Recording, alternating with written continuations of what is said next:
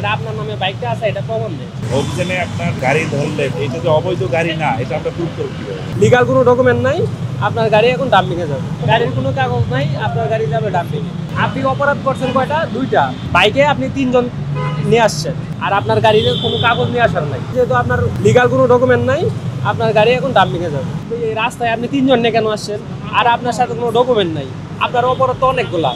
গাড়িটা যে চোর করা গাড়ি না এটা আপনি প্রমাণ দেখান এটা যে লিগ্যাল গাড়ি। এটা আমি আমার মোবাইলে স্যার আমি মোবাইলের কোনো কাজ হবে না, আপনার অরিজিনাল ডকুমেন্ট। আপনি তো একটা অলরেডি একটা ভিজিবল একটা ক্রাইম আপনি করছেন।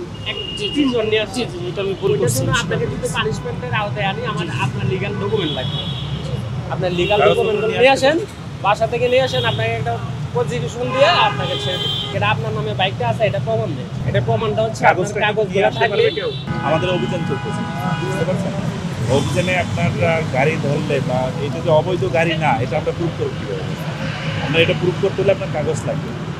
আমরা কাগজটা আনার ব্যবস্থা করব। জীবনের সব আয়োজন এখানে একসাথে।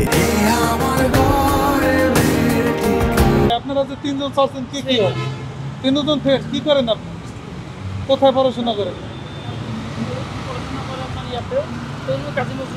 সলিমুল্লাহ কলেজ পুরান ঢাকা ওয়ারি। কোন ঢাকা সলিমুল্লাহ কলেজ? সলিমুল্লাহ তো মেডিকেল কলেজ না, Salimullah college Tipu Sultan road university. আর ফার্স্ট ইয়ার। হ্যাঁ, আপনি আমি অনার্স ফার্স্ট ইয়ারে পড়াশোনা করি। কোন জায়গায়?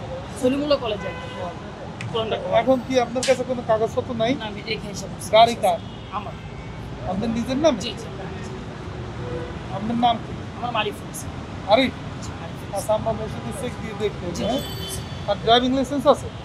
মানে আমার একসাথে পেপারস আছে, আমি পাশে দেখে আসি। বাসা বাসায় বেলা কই? বেরিয়েছি তো। বাসা কই?